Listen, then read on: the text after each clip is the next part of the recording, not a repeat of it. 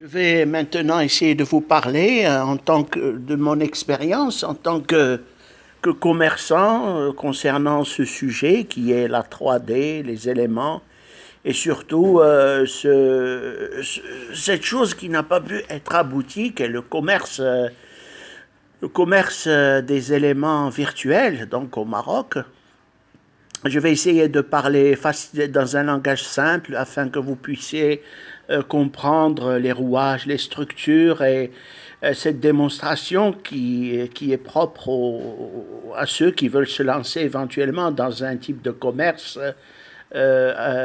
particulièrement, disons, spécial, qui est le fait de vendre des éléments virtuels, puisque il n'y a pas longtemps que le Maroc s'est peut-être mis à vendre des éléments dits en 3D.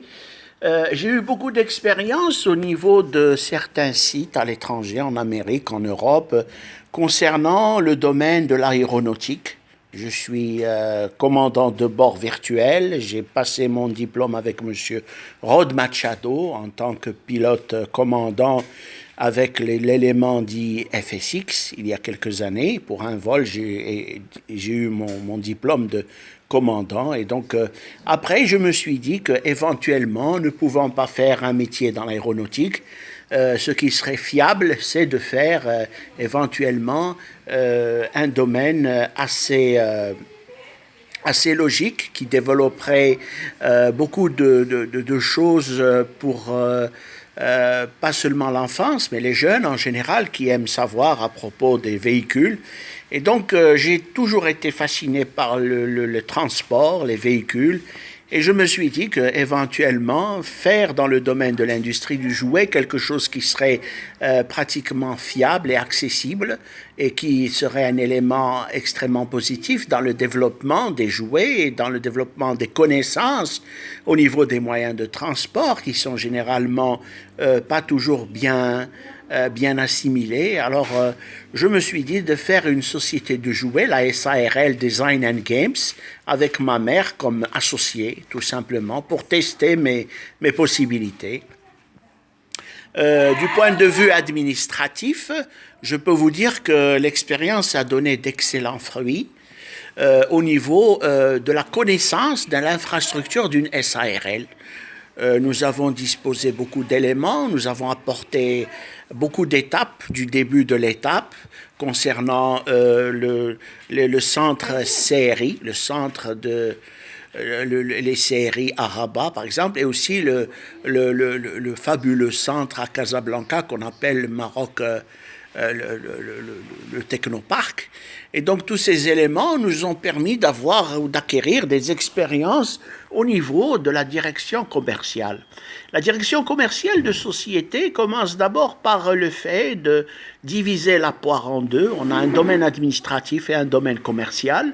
Le domaine administratif est quelque chose qui a trait à avoir des raisons légales pour faire son commerce et donc développer des infrastructures de commerce qui sont des éléments apportés, comme par exemple votre registre de commerce, connaître votre numéro de registre de commerce, connaître des choses intéressantes concernant des apports que l'on puisse, en tant qu'ensemble d'éléments, à fournir pour le domaine dit de ce commerce de 3D.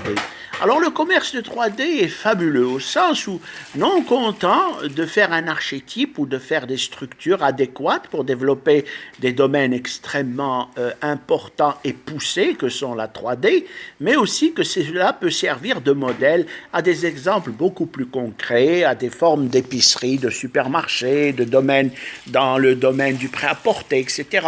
Et donc la société, en tant que société SARL, est un excellent début pour se parfaire dans ce domaine commercial. Là, si vous voulez, nous faisons du marketing, mais c'est un marketing poussé un peu à la science-fiction, puisque nous avons établi tout ce qu'il faut. En tant qu'élément administratif, nous avons tous les numéros de compte bancaire, nous avons établi petit à petit toute la structure de la SARL, Et cela a été une excellente expérience puisqu'elle a duré près de 6 ans et demi. Malheureusement, nous n'avons pas été favorisés par la santé. Nous avons eu beaucoup de mauvaise santé, les diabètes, les maladies qui nous ont freinés pour le développement des processus intéressants pour devenir à l'import-export, par exemple. Mais nous avons néanmoins réussi à exporter des éléments créés à partir du concept non administratif, c'est-à-dire du concept de travailleur, de constructeur. Alors le constructeur en Gmax, et d'ailleurs l'élément est appelé Gmax 1.2 en freeware, il est disponible gratuitement, vous permet de modeler des éléments tant au niveau de moyens de véhicules, qui sont des véhicules, mais non content de construire ces véhicules, il faut savoir aussi les insérer dans un système. Alors le meilleur système que j'ai pu trouver est Microsoft, hein, c'est le système le plus abordable en tant que non professionnel à 100%, et nous avons disposé des éléments tant à la fois de scènes aéroportuaires que d'éléments d'engins pouvant évoluer dans ces scènes aéroportuaires. Si vous allez sur le site aux États-Unis AFSIM Library, vous trouverez mon nom et vous trouverez des éléments de faisabilité dans le domaine des aéroports. Hein. Nous avons pu construire des pistes avec des ILS, avec des systèmes appropriés qui demandent énormément d'assiduité, énormément, disons, avoir beaucoup de tact pour construire ces domaines. Et ces sites ont réussi en les insérant dans les flight simulateurs, puisque ça fait pratiquement 12 ans que je suis dans les flight simulateurs et que je découvre des flight simulateurs. 12 ans, c'est peut-être un peu trop, pas trop méchant à dire, mais je me souviens que j'allais acheter des simulateurs de vol en France, des fois, au moment où l'Internet était pratiquement pas encore possible au Maroc. Je veux mettre le point sur quelque chose de particulièrement intéressant, c'est que notre société n'a jamais régressé. Elle s'est toujours développée dans le sens d'aller de l'avant et d'évoluer.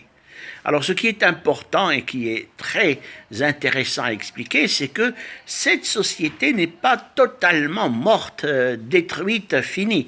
D'autres personnes peuvent avoir la possibilité de continuer cette société, ce que nous avons fait. Tout ce travail a été, si vous voulez, amoncelé depuis plusieurs années, et ce n'est pas du temps perdu, puisque les gens peuvent, par exemple, prendre le contrôle de la direction de cette société et, d'après leurs moyens, la développer en mieux. Hein? Voilà, donc il ne faut jamais désespérer, les choses peuvent aller de l'avant. Si nous n'avons pas pu obtenir la construction des éléments en 3D, les imprimantes 3D, le 3D print, parce que nous avons fait des modèles très jolis, très intéressants, qui peuvent servir de modèle en exemple à la construction de jouets en 3D. Il y a des sociétés en Chine que j'ai contactées, des sociétés en Amérique, au Canada, en Espagne, sur Claro, et on a disposé ces éléments, et ces éléments sont existants et sont fiables. Il n'y a pas de professionnalisme à 100% peut-être pour la rétraction des trains d'atterrissage de certains éléments ou pour la disposition qui demande et qui nécessite des logiciels d'études bien approfondies. Mais le fait est là, c'est que nous avons obtenu déjà 80% de ce type de travail.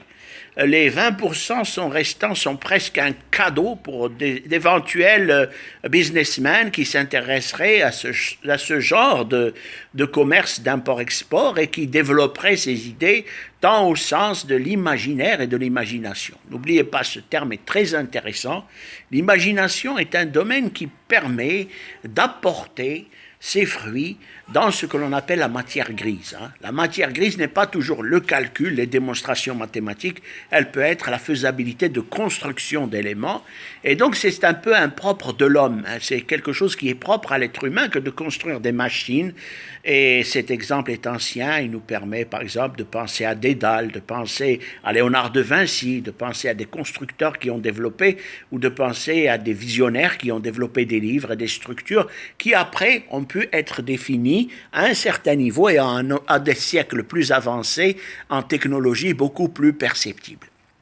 Alors, concernant le domaine de notre SARL, la Design and Game, nous avons fait beaucoup d'avancées au début et il n'y a pas eu, j'ai dit, de régression, mais il y a eu des contraintes. Alors, le problème pour réussir dans des commerces de ce type, ce sont arriver à dépasser les contraintes qui sont établies au niveau des structures de fiabilité et surtout, comment dire, ce qu'appelle en anglais fluently, ce qui est courant, ce qui est légal, mais ce qui passe normalement. Alors là, nous nous sommes butés à chercher des ressources humaines. Ces ressources humaines devaient être en parfaite adéquation avec ce type de construction et ce type de logiciel qui aurait pu être apporté et qui aurait pu développer dans le meilleur professionnalisme de la construction de simples jouets en 3D. Si je dois continuer, je vous dirai, nous avons eu des travailleurs à la tâche. Monsieur Liafi, Monsieur Rafid Abdul Sattar ont été nos travailleurs à la tâche. Ils ont disposé ces éléments dans des boutiques. Nous avons fait une petite boutique web pour que les férus, les joueurs du système Miscellaneous, dans les sites AvSim ou sur Claro ou dans Simviation, puissent trouver aussi des apports considérables dans l'imaginaire et des choses intéressantes qui seraient découvertes et qui seraient fiables en tant que jouets. Là, je vais mettre un doigt intéressant, c'est le fait que le professionnalisme n'a pas peut-être été obtenu dans des structures très avancées qui initieraient le GMAX, le logiciel GMAX 1.2 à des niveaux plus importants, comme la création de rétraction des trains d'atterrissage ou la disposition d'une manière draconienne de feux de projection pour l'atterrissage, des feux d'atterrissage, des contrôles, des feux navigationnels d'éléments ou tout simplement pour des systèmes qui auraient pu être développés à l'extrême.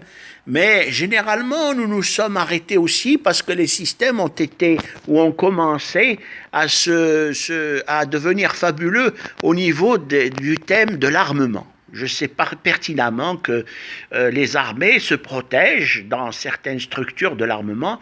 Là, je me souviens avoir créé un élément, un véhicule lanceur de missiles, et qui devait être obtenu.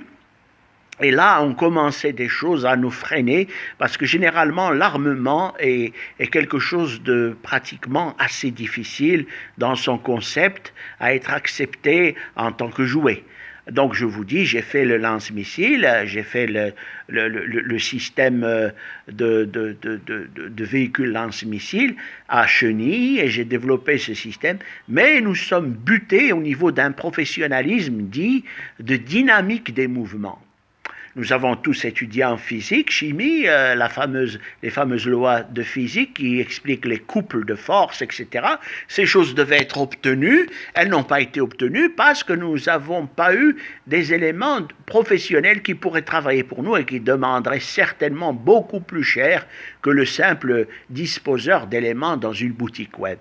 Donc je vais continuer à parler, à expliquer un peu ce qui se passe, ce qui aurait pu être obtenu au niveau de la société SARL Design and Games, je le dis aujourd'hui radiée, et n'ayant pas donc ces ressources humaines adéquates qui auraient probablement pu être des ingénieurs, des polytechniciens, il a été difficile de continuer le concept pour le simple fait que ce soit une société de jouets pour les enfants, pour les jeunes, les moins jeunes. Voilà, donc ça aussi, c'est quelque chose qui nous a mis un système de freinage important à l'évolution de cette société. Je le dis très bien, la société n'est pas tout à fait morte. Elle existe dans ses structures, elle a fait ses preuves, elle a évolué. Nous avons obtenu beaucoup de structures dans nos domaines administratifs. Mais les structures au niveau du développement des machines et du développement des structures qui seraient beaucoup plus réalisables dans la réalité est difficile et extrêmement difficile à obtenir quand nous n'avons pas les ressources humaines adéquates pour le professionnalisme à outrance. Je le dis très bien. Si vous voulez réussir dans ce domaine, il vous faut des professionnels et des gens que vous devez payer. Et comment payer ces gens si vous n'avez pas le capital adéquat? Cela aussi est une inconnue à ne pas négliger, à ne pas prendre à la légère. Donc, finalement, la société Design and Game, la SARL, a prouvé qu'elle pouvait exister et elle a même prouvé qu'elle pouvait être équilibrée et se mettre dans le diapason d'être une espèce de, comment dire, de lièvre des autres sociétés. Voilà. Donc, dans le concept des sports, il y a la notion de lièvre, cette machine petite qui court rapidement et qui donne envie à d'autres sociétés d'aller plus puissamment, plus vite. Alors, l'adage dit plus vite, plus haut, plus fort. C'est le Altitus Altus Fortus dans les Jeux Olympiques. Alors, nous n'allons pas appliquer cela dans le domaine des entreprises, mais la chose a été vérifiée. Nous pouvons jouer le rôle de lièvre pour d'autres sociétés commerciales qui s'inspireraient de nos techniques et de notre façon d'évoluer et qui verraient bien nos fautes. Nous avons donc fait carrément un balisage commercial dans le domaine du commerce à l'international, des sociétés, des entreprises, en tant qu'élément simple et futile pour la construction 3D. Alors, je vous rappelle, je suis commandant de bord virtuel, je dirige des appareils, des jets depuis pas mal de longues années, que l'on insère dans les simulateurs de vol, et beaucoup de choses peuvent être réalisables tant à la construction d'autres éléments. Là, ce qui m'a vraiment fait mal au cœur, c'est que malgré des initiatives très poussées à essayer de construire quelquefois des choses inimaginables, des robots par exemple de transport, des soucoupes volantes, nous sommes arrivés à faire cela aussi, nous avons été butés au niveau de ceux qui devaient nous porter, disons, non pas de nous donner non pas un bras secoureur, mais de nous aider dans un domaine qui aurait pu être développé en mieux. Alors, j'explique que le domaine peut toujours être développé en mieux. Il n'est pas question de dire c'est terminé, c'est fini, nous avons essayé, nous avons fait beaucoup d'efforts, ces efforts ont été en vain pour de rien. Non, c'est faux. Nous avons trouvé beaucoup d'arguments qui expliquent que cette société peut se reconstruire un jour. Je ne pourrais pas vous dire le jour, mais nous avons besoin vraiment de ressources humaines adéquates et de professionnalisme pour aller de l'avant dans ce type de commerce. Voilà, la chose est bien claire, c'est une question de professionnalisme et c'est une question aussi de pouvoir d'achat, de capital et de gestion financière et d'aide aussi, non pas subventionnelle par l'État, mais d'aide au niveau, disons, de fiabilité et de choses qui seraient plus louables en tant que développement. Les gens qui veulent se développer ne porteront certainement pas de coups fourrés, bon je m'excuse du terme, il est un petit peu grossier, ou qui mettraient des bâtons dans les roues pour le développement de certaines structures nouvelles. Alors là, ça m'a fait vraiment mal au cœur parce que je me suis senti débordé à un certain moment, tant au niveau de la santé, je ne pouvais plus maintenir le cap au niveau de direction administrative parce que ma santé me portait des coups terribles, et aussi au niveau des structures qui devaient être beaucoup plus pertinentes au niveau de construction d'engins fictionnels. Voilà, donc si je dis cela, c'est parce que d'autres probablement prendront ces idées, ne les considéreront pas à la légère et feront le maximum pour développer à outrance des choses qui pourraient être leur lobby, ce qu'ils aimeraient faire en second plan, par exemple. Voilà, donc j'ai pas mal fait disons, d'approche en ce sens, et je pense essayer de donner d'amples informations concernant la société radiée SARL Design and Games. Je vous remercie.